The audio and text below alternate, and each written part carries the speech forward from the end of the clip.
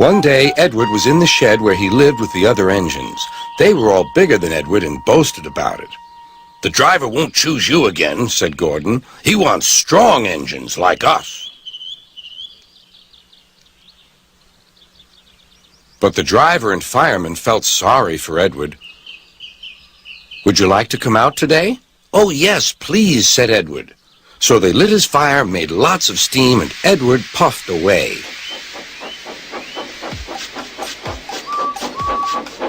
The other engines were very cross at being left behind.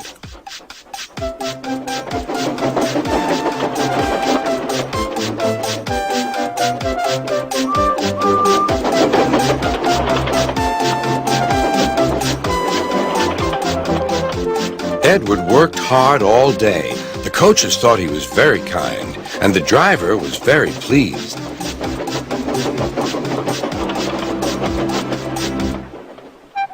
"I'm going out again tomorrow," Edward told the other engines that night. "What do you think of that?" But he didn't hear what they thought, for he was so tired and happy that he fell asleep at once. Next morning, Edward woke up to find nothing had changed. Gordon was still boasting. "You watch me, little Edward, as I rush through with the express. That will be a splendid sight for you. Goodbye, little Edward. Look out for me this afternoon."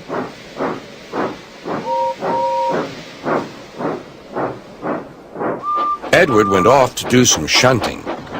He liked shunting. It was fun playing with freight cars. He would come up quietly and give them a push.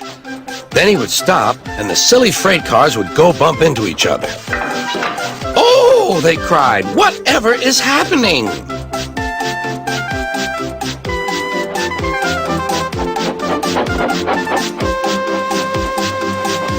Edward played till there were no more freight cars. Then he stopped to rest. Presently, he heard a whistle. Gordon was cross. Instead of nice shining coaches, he was pulling a dirty freight train. "A freight train! A freight train! A freight train!" he grumbled. "The shame of it! The shame of it! Oh, the shame of it!" Edward laughed and went to find some more freight cars. Then there was trouble. "Gordon can't get up the hill," the porter called to Edward's driver. "Will you take Edward and push him, please?" They found Gordon halfway up and very cross. His driver and fireman were talking to him severely. "You're not trying." "I can't do it," said Gordon. "The noisy freight cars hold an engine back so." Edward's driver came up. "We've come to push." "No use at all," said Gordon. "You wait and see," replied Edward's driver. They brought the train back to the bottom of the hill.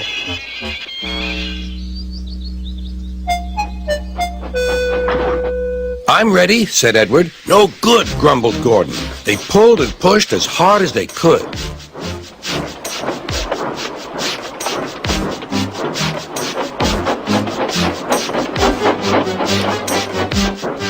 "I can't do it! I can't do it! I can't do it!" puffed Gordon. "I will do it! I will do it! I will do it!" puffed Edward. Edward pushed and puffed and puffed and pushed as hard as ever he could. And almost before he realized it, Gordon found himself at the top of the hill. "I've done it! I've done it! I've done it!" he said proudly. He forgot all about kind Edward and didn't say thank you. Edward was left out of breath and far behind, but he was happy because he had been so helpful. At the next station, he found that the driver and fireman were very pleased with him. The fireman gave him a nice long drink, and the driver said, "I'll get out my paint tomorrow and give you a beautiful coat of blue with red stripes. Then you'll be the smartest engine in the shed."